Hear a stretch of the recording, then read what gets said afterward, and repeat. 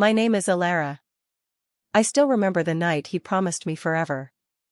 We were standing under a string of lanterns at my cousin's wedding, and he whispered into my ear, "One day this will be us. I swear it." His voice was steady, the kind of voice you want to believe, the kind that paints pictures in your mind before you even realize you are carrying them. I carried that promise like a jewel. It was not just words. It became a lens I looked through every day.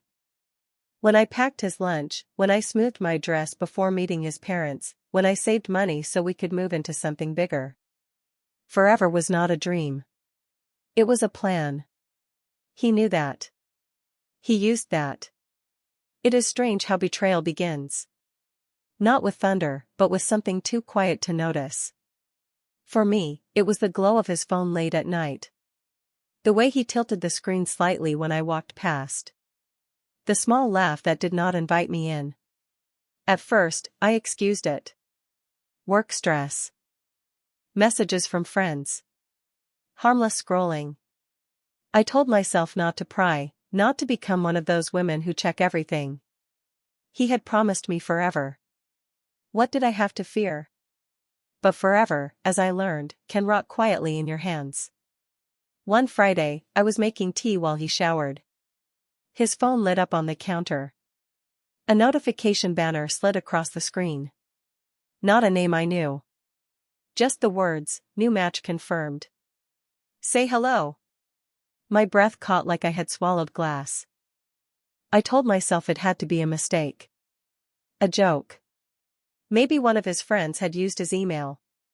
Maybe it was spam. Anything but what it looked like. But my body knew before my mind admitted it.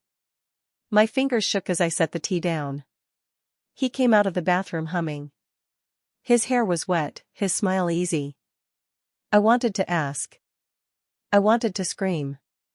Instead, I watched him take his phone, swipe the notification away, and slip it into his pocket without a word. That night I did not sleep.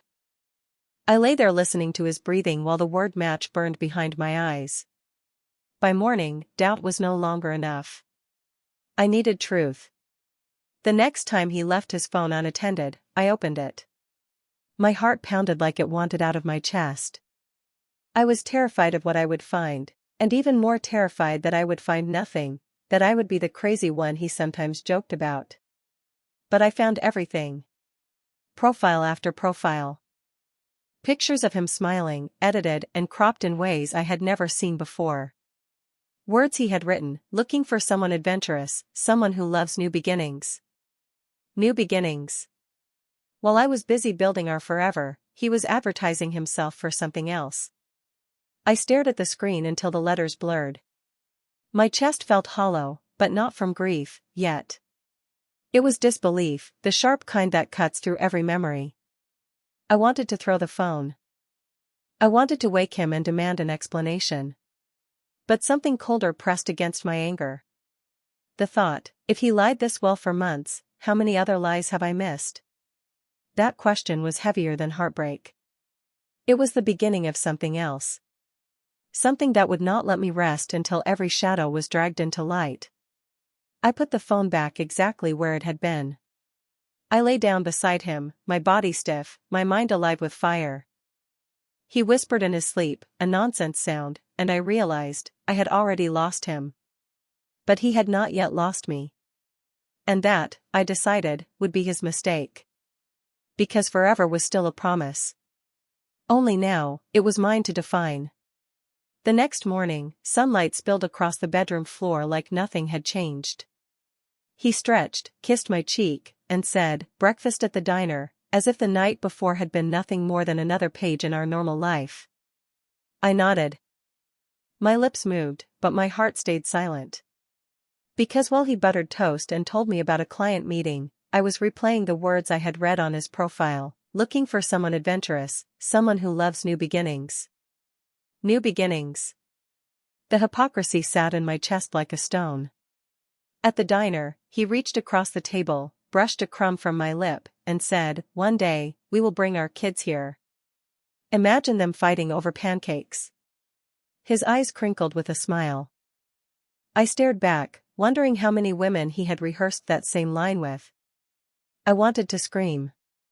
But screaming would have given him power. He would have called me paranoid, too emotional, the words he used to shrink me before. Instead, I smiled, held his gaze, and let the silence build inside me like a vault. Later that week, the betrayal revealed itself in full. It was Wednesday night. He told me he had to work late. I kissed him goodbye at the door and pretended not to notice that he had put on cologne, the one he wore for dates, not for spreadsheets. I waited 15 minutes, then followed. My hands trembled on the steering wheel as I tailed his car. The city lights smeared across my windshield like a warning. I kept my distance, every nerve screaming with both fear and certainty. He pulled into a restaurant downtown. Not a fast food stop. Not a lonely sandwich at his desk. A restaurant with soft lighting and tables for two. I parked across the street, pulse pounding in my ears. I told myself I might be wrong, that maybe he was meeting a colleague. But when I saw her, tall, polished, sliding into the booth across from him, my last shred of denial collapsed. They leaned close. He touched her wrist. She laughed in a way that curled around him like smoke. It was not work. It was not innocent. It was betrayal, served on white plates with wine. I sat there, breath fogging the glass, every muscle rigid. I thought about storming inside. I thought about standing at the table, shattering his perfect little performance. But something in me, something sharper, something colder, stopped me. If I walked in now, he would spin it. He would claim she was a client, a friend, a misunderstanding. He would flip the story until I looked jealous, irrational. I had seen him do it before, twist small truths into nets that caught me instead of him. Not this time. I lifted my phone and snapped photos. Him reaching across the table. Him laughing. Her hand lingering on his. Evidence, not just suspicion. When he dropped her off 2 hours later, I followed just long enough to see her kiss his cheek, lips lingering on a promise I already knew. I drove home with tears burning behind my eyes, but my hands were steady on the wheel. Grief was there, yes, but beneath it was something heavier, resolve. By the time he walked through the door with his casual long night at work, I had already hidden the photos in a private folder, already written down the time, the place, the details. He kissed me goodnight. I let him. But in my mind, I whispered the truth he did not yet know. Forever is still coming, but not for you. For me. Once you see the first crack, you start noticing all the others. That was the thought that pulsed through me in the days after the restaurant. For months I had brushed off little details. A shirt smelling faintly of perfume that was not mine. Meetings that stretched late into the night with no emails to show for them. A sudden obsession with fitness, cologne, and his reflection in store windows. I told myself not to be paranoid. I told myself I was lucky to have him. Now, every one of those details became a nail in the coffin of his lie. I began with the simple things. His phone. He guarded it like a vault, even taking it into the shower. But people slip when they believe they are invincible. One night, while he slept with his hand draped across my waist, his phone buzzed on the nightstand. A preview flashed on the screen. Last night was perfect. Next time, just us. The name was saved as Eric from work. But I knew better. I did not open it. Not yet. I snapped a photo of the screen and tucked the phone back before his breathing changed. My pulse raced, but I felt a strange calm. The kind you feel when you finally decide to stop doubting yourself. Next came his calendar. He used to share it openly, even joked that I was better at remembering his meetings than he was. But now, there were blocks labeled simply busy in the evenings. No locations. No details. I synced my own calendar with his through an old invite link he had forgotten about.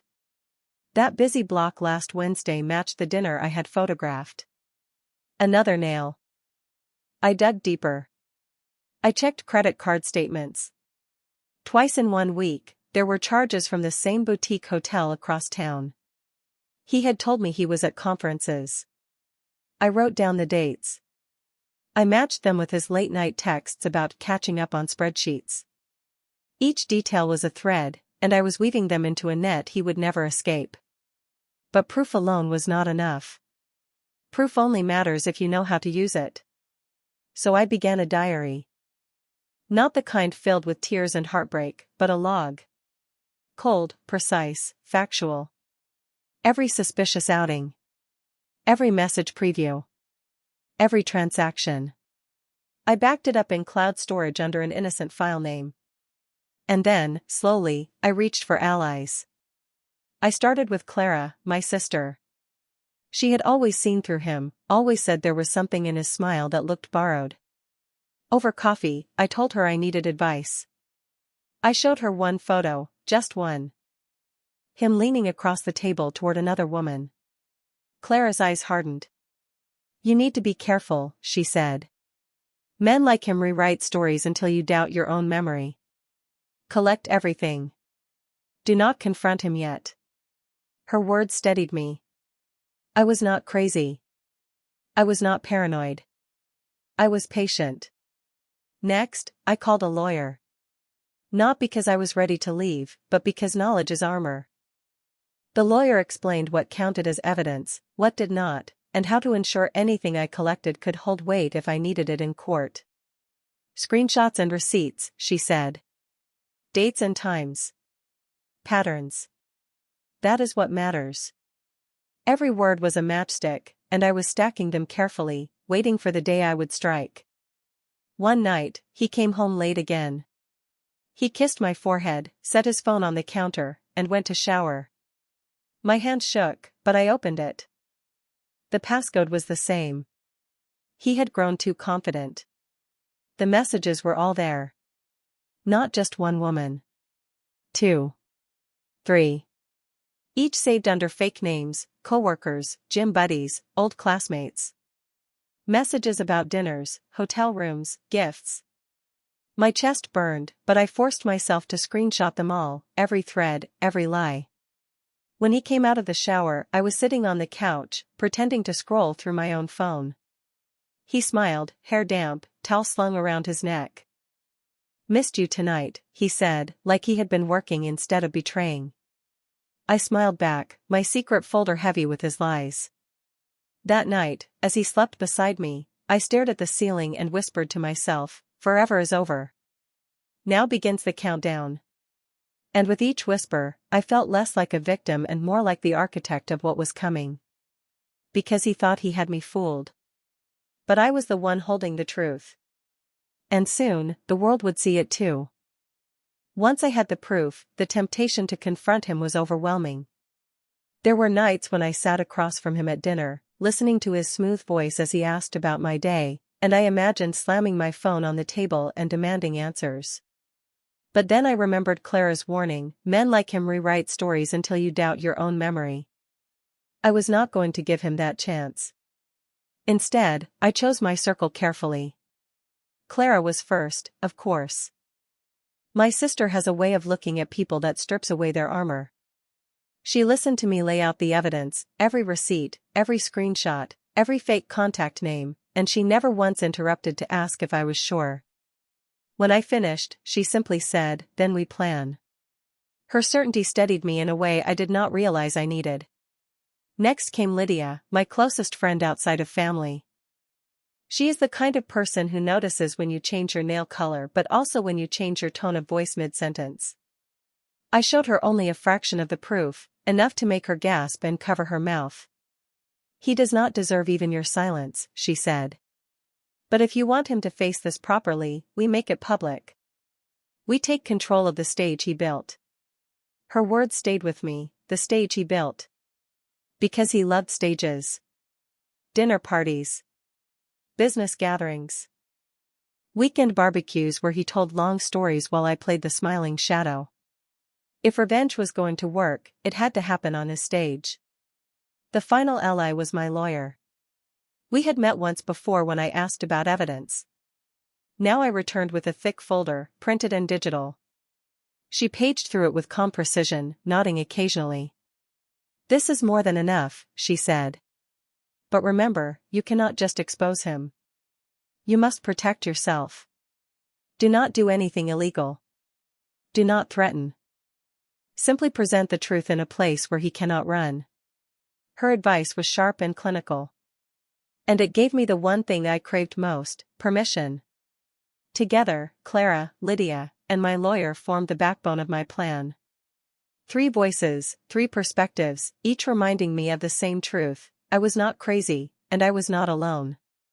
We began to craft the counterplay. It started with timing. My partner, Damien, had been planning a dinner, an anniversary dinner, no less. He wanted to host it at a restaurant with friends and colleagues. A public celebration of forever. The irony nearly choked me.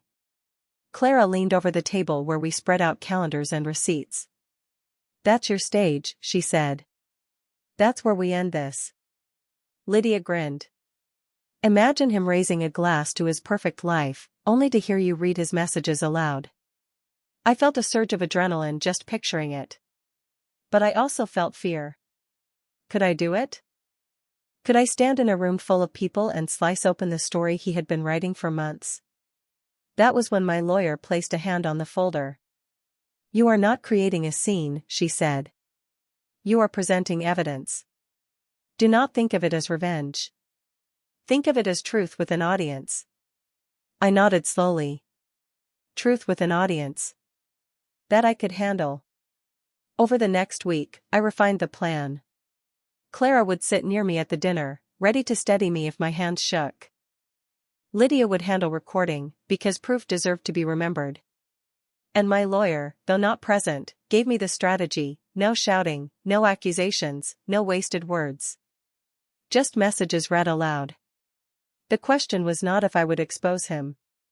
The question was how to do it so he could never spin it into another performance.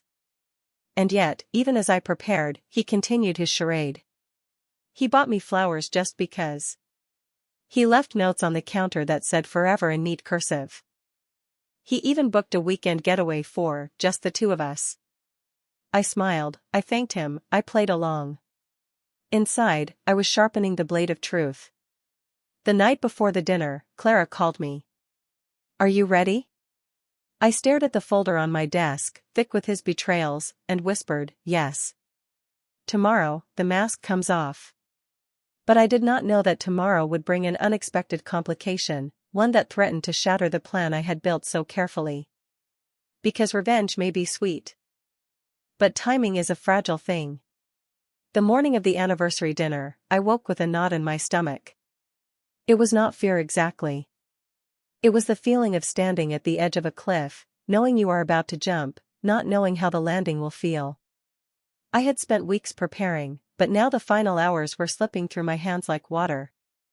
Damien hummed as he shaved, completely oblivious to the storm that was about to break. "Tonight will be perfect," he said through the bathroom door. "Everyone is going to see how lucky I am." He had no idea just how right he was, only not in the way he expected. At breakfast, I carefully rehearsed my smile, nodding as he rambled about the wine list and the private room he had reserved. His arrogance was my camouflage. He was so certain I would remain his silent shadow that he never noticed the steel in my eyes. When he left for work, I pulled out the folder again.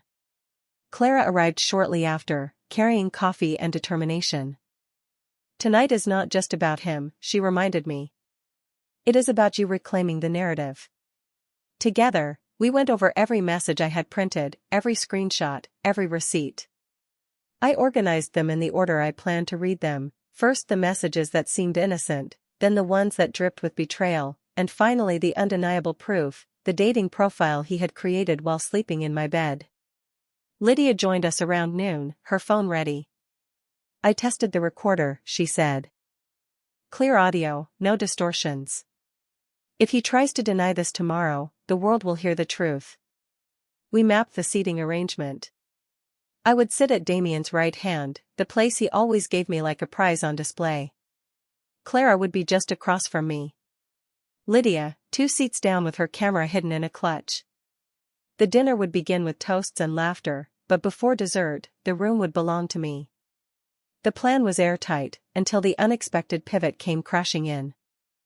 Around 3, my lawyer called. Her voice was calm but firm. There is one complication. Damien filed paperwork last week, a joint bank application listing you as co-signer. It could look like you knew about his finances, even if you did not. If he wants to twist the narrative, he might use this to paint you as complicit. The words hit me like a slap. For a second, I forgot how to breathe. Complicit. That was the exact angle he would take. If he could no longer deny the betrayal, he would try to drag me down into it. Clara slammed her hand on the table. He is trying to anchor you to his sinking ship. I swallowed hard. What do we do? My lawyer's voice carried a strange kind of reassurance. Stay focused. You are not on trial. You are revealing truth. Keep it factual. Do not let him bait you. If he tries to accuse you of anything, remind the room that you have nothing to gain from exposing him. Only he has something to lose. I nodded, though my pulse thudded in my ears. The plan was still intact, but now it carried sharper edges. By evening, as I slipped into my black dress, I felt the weight of both fear and resolve pressing against my ribs. This was no longer just about exposing his lies. It was about protecting myself from the story he would inevitably try to twist. Damien arrived home glowing with self-importance. He kissed my cheek and adjusted his cufflinks in the mirror. You are going to look so good on my arm tonight, he said. Everyone will be jealous. I smiled faintly, thinking, they will not be jealous. They will be horrified. At the restaurant, the private room gleamed with golden light and crystal glasses. Our guests filtered in, his colleagues, a few mutual friends, even his boss. Damien shook hands, slapped backs, and soaked in the admiration like it was oxygen. He kept one arm draped around me, the perfect picture of a devoted partner. What he did not notice was the way Clara's eyes stayed fixed on me, or how Lydia subtly angled her phone. The stage was set. As the appetizers were served, Damien raised his glass. To forever, he said, grinning like the king of a kingdom built on sand. I lifted my glass too. But instead of drinking, I placed it down gently. My fingers brushed against the folder in my bag, heavy and weighting. The room laughed at one of his jokes. Plates clinked. Music drifted softly from the main dining hall. But all I could hear was the rush of blood in my ears and the steady voice in my head, this is the moment. Do not falter. And just as I was about to stand, the maitre d' walked in with a folded note. He handed it to Damien. Damien opened it, his smile faltering. His eyes flicked toward me, then back to the paper. Whatever was written there, it unsettled him. He looked at me with a tight jaw, his expression hardening into something I had never seen before. For the first time that night, I wondered, had he somehow discovered the trap before it even sprung? Damien's smile did not just falter, it cracked. The man who thrived on being untouchable suddenly looked cornered. He slipped the folded note under his plate as if hiding it would erase its existence. But I saw his hands tremble. And that tremor sent a chill down my spine. Everything all right? His boss asked casually, raising a brow. Damien forced a laugh, his teeth showing but his eyes dark. Yes, just a small mix-up. He lifted his glass again, louder now. To forever. The room laughed politely. Only I noticed the sweat forming at his temples. I leaned closer, my voice soft enough for only him to hear. Who is the note from? He glared. Not now. That was when I knew something had shifted. The note was not random. It was connected to my plan, or worse, to his defense against it. As the main course was served, I excused myself to the restroom. Clara followed 2 minutes later, as we had rehearsed. In the mirror, my reflection looked steady, but my pulse was racing. He got a note, I whispered. It rattled him. Clara frowned. Do you think he knows? I do not know, I admitted. But it changes things. If he suspects what is coming, he will be ready to twist it. Clara's eyes hardened. Then you hit harder. Do not let him seize control of the room. When we returned, I noticed Damien's posture had changed. He was no longer basking in the spotlight. He was watching the door, his jaw tight. And then it hit me, the note had not come from the staff. It came from someone outside. Someone he was waiting for. The door opened. And in walked a woman. Tall, elegant, wearing a red dress that drew every eye in the room. She scanned the table until her gaze locked on Damien. The blood drained from his face. Sorry to interrupt, she said smoothly, though her tone carried daggers. I believe I was invited. The room fell into stunned silence. I glanced at Clara, her jaw slack, her eyes wide. Lydia's clutch angled just slightly, recording every second. Damien shot up from his chair, nearly knocking over his glass. What are you doing here? He hissed. The woman arched a brow. What am I doing here? You told me tonight was ours. A ripple of whisper swept the table. His boss shifted uncomfortably, clearly unsure whether to leave or stay. I forced my voice to stay calm, though my chest was pounding. And you are? The woman turned to me, her expression softening with pity. My name is Serena. I am his fiancée. The word sliced through me like a blade. Fiancée. Not girlfriend. Not fling. Fiancé. Gasps erupted around the table. Damien's face turned scarlet. She is lying. He barked, his voice too loud, too desperate. But Serena reached into her purse and pulled out her phone. One swipe, and the table lit up with proof, photos of them together, tickets booked under their names, and, worst of all, a ring glistening on her hand. The same ring he had once sworn he could not afford for me. The room tilted. My ears buzzed. This was more than betrayal. This was a double life. Clara's hand brushed mine under the table, grounding me. Stay steady, she whispered. For a split second, I wondered if my plan was ruined. I had come here to expose him, but Serena's arrival had detonated the truth before I could even open my folder. My careful build-up, my dramatic reveal, all stolen in one sentence. But then a new thought took root, sharp and clear. This was not a setback. This was an escalation. The truth had not just cracked his mask, it had shattered it. I could still take back control. I stood, slowly, deliberately. All eyes turned to me. Damien sputtered, his words tripping over themselves. She is delusional. She is a stalker. I raised my hand. Silence fell. If she is delusional, I said calmly, then I suppose these are delusions too.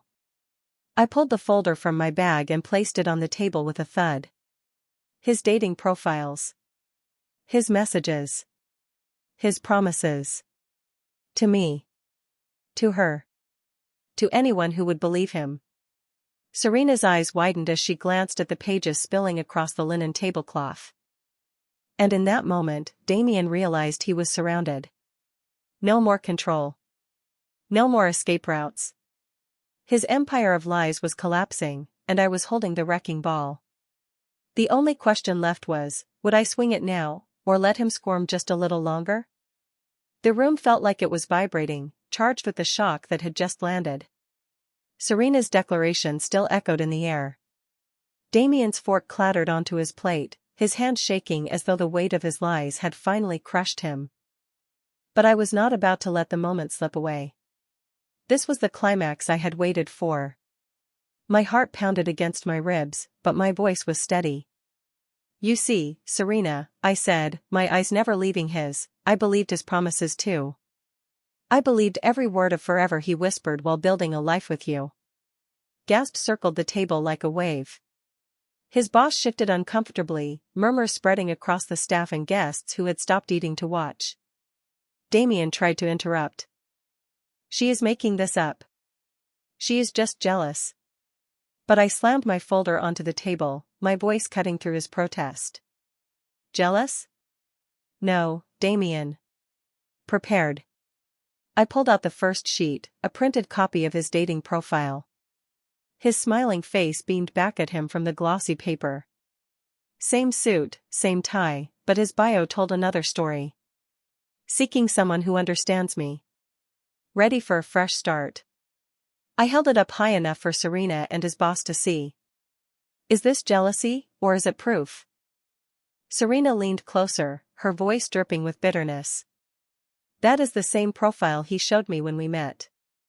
Damien lunged for the paper, but I pulled it back, sharp and quick. Oh, we are not done. Next came screenshots, late-night messages with other women. Promises of trips, words of love copy-pasted so many times they sounded rehearsed. I laid them one by one across the white tablecloth, each page another cut. The whispers in the room turned into gasps. His coworkers exchanged stunned looks.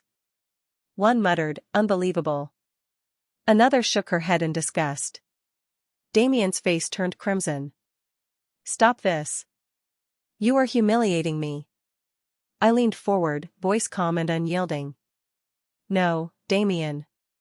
You did this yourself. I am just making sure no one else gets trapped in your web."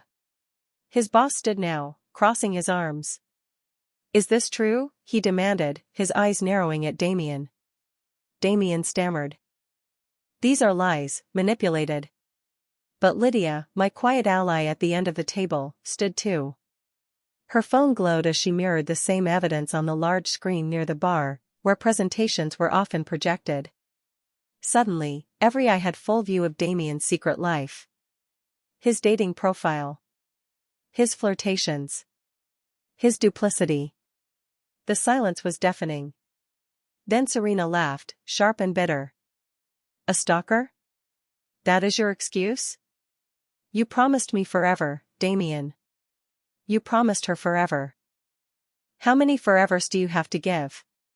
Her words were like arrows, piercing through the flimsy shield he tried to hold.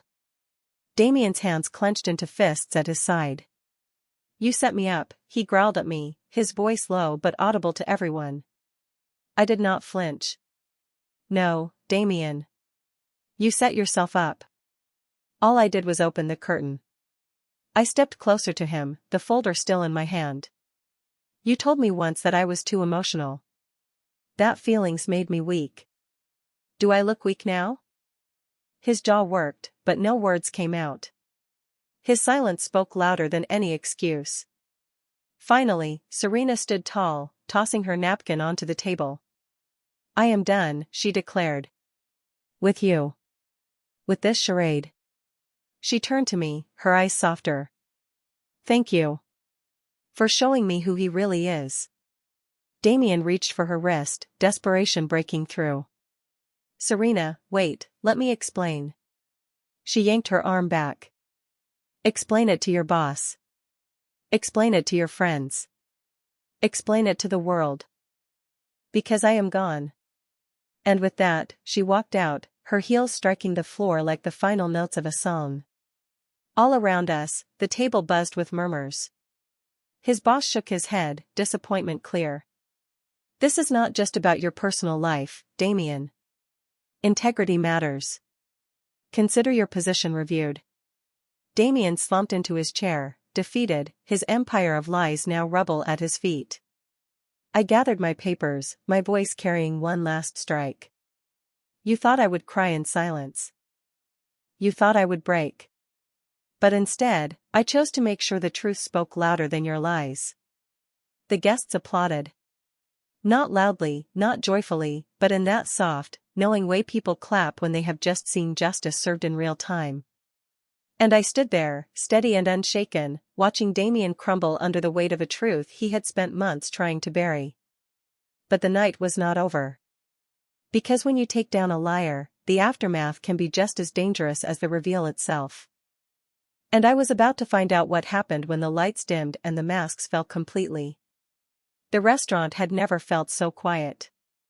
Even the waiters froze near the kitchen doors, trays balanced midair, unsure if they should keep serving or keep watching. Every single person's eyes were glued to Damien, and for once, he had nothing left to say. His boss sat down heavily, his chair scraping against the floor.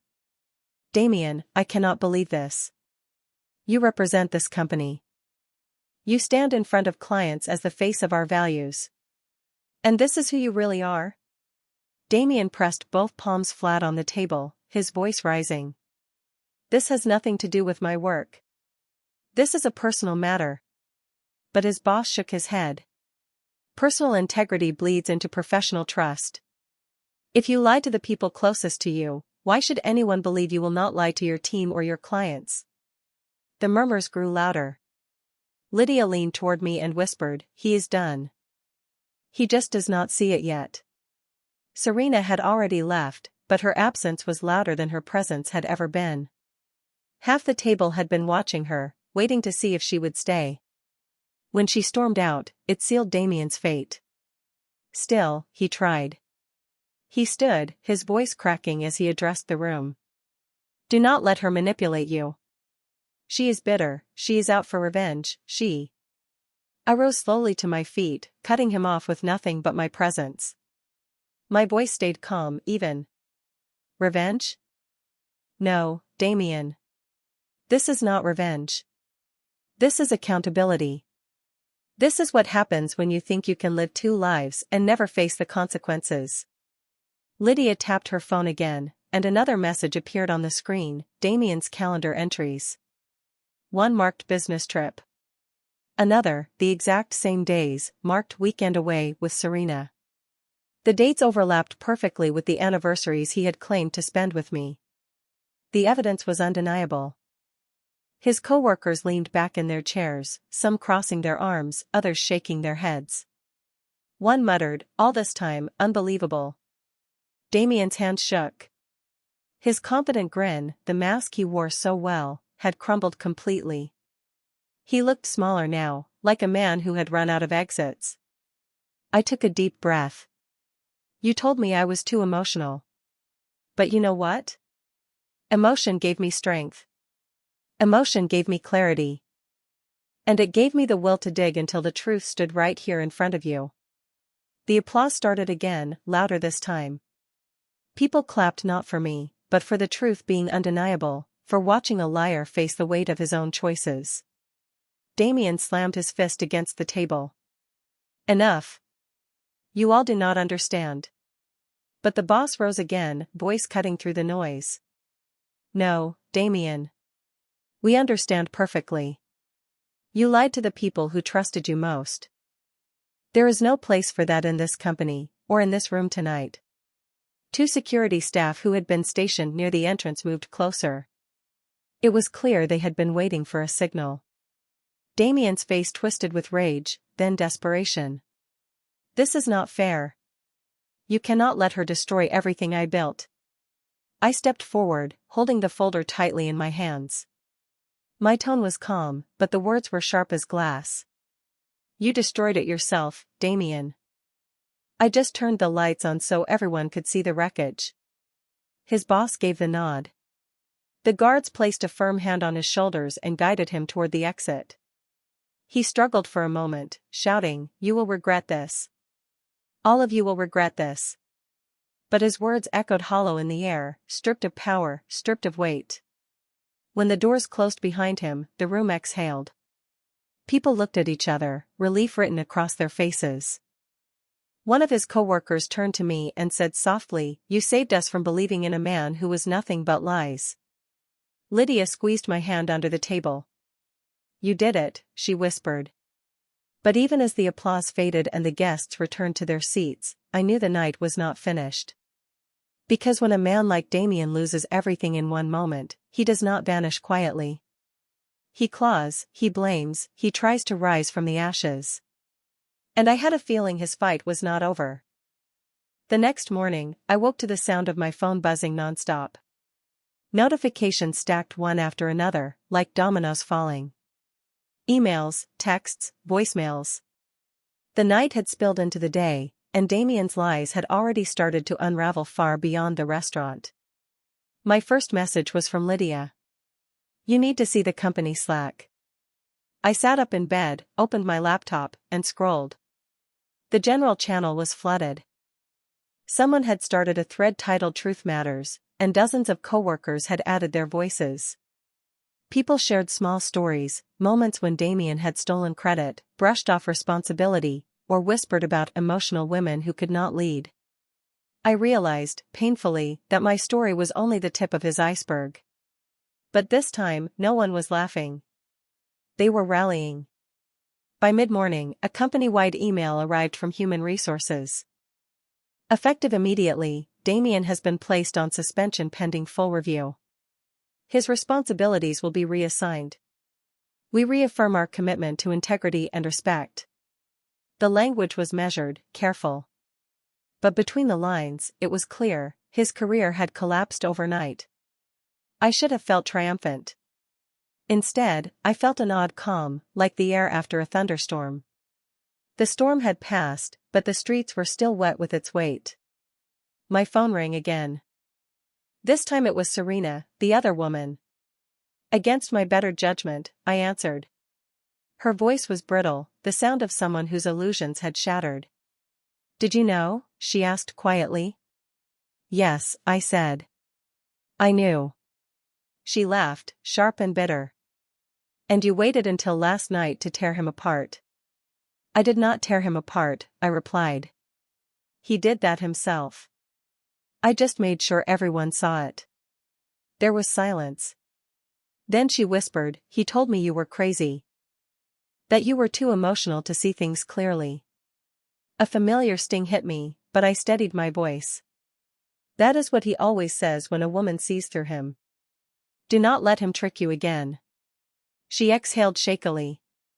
I left him. I packed his things while he was out last night. He came home raging, but I locked the door. He is on his own now. For a moment, I almost felt sorry for her. Almost. But then I remembered every anniversary he had skipped, every dinner he had spoiled, every lie he had sharpened against my trust. Sympathy had no place here. By noon, the story had leaked outside the company. A client forwarded me a screenshot of Damien's dating profile, the one I had first uncovered, circulating on social media. Someone had captioned it, "This executive promised forever to more than one person at once."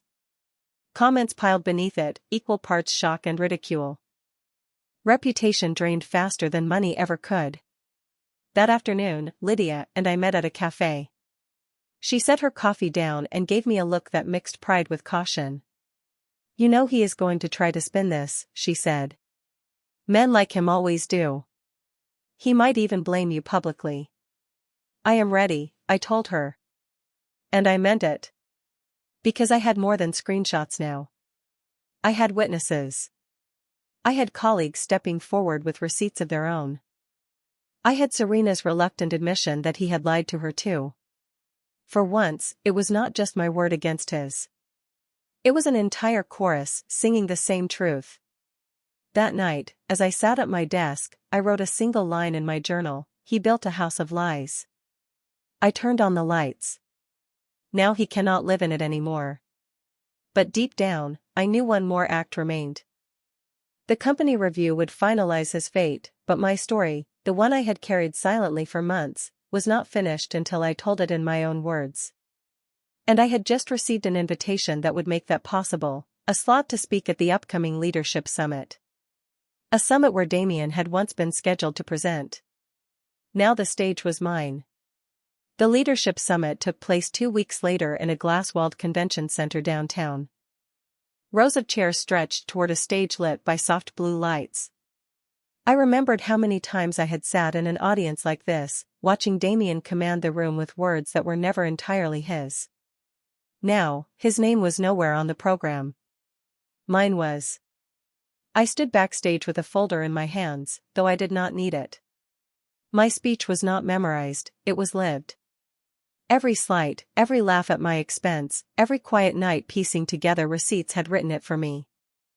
When they called my name, I walked out into the light. The applause was polite, curious. They were expecting a presentation on innovation strategy, not a story about betrayal and truth. But stories, I had learned, are strategy. The ones we tell determine what grows and what rots. I began simply. For years, I was told I was too emotional. That my ideas needed translation. That my credit could be borrowed because the company needed a smoother face. I let the silence stretch, until the weight of it reached the back row. Then I added, I was also told that promises meant forever. And I learned that forever can end the moment you find a dating profile that proves you were never alone in the story. A ripple went through the crowd, shock, recognition, empathy. They leaned forward. I spoke of how easy it is for lies to grow when people look away. Of how mockery is not harmless when it erases someone's work. Of how betrayal does not always scream, it whispers, it chips, it drains. And how silence, the kind I once held, only feeds it. Then I told them what changed everything. I stopped waiting for someone else to protect me. I stopped asking liars to hand me the truth. I gathered proof. I built allies. I chose timing. And when the stage was finally his, I turned on the lights and made it mine. The room was quiet, not because they were bored, but because they were listening.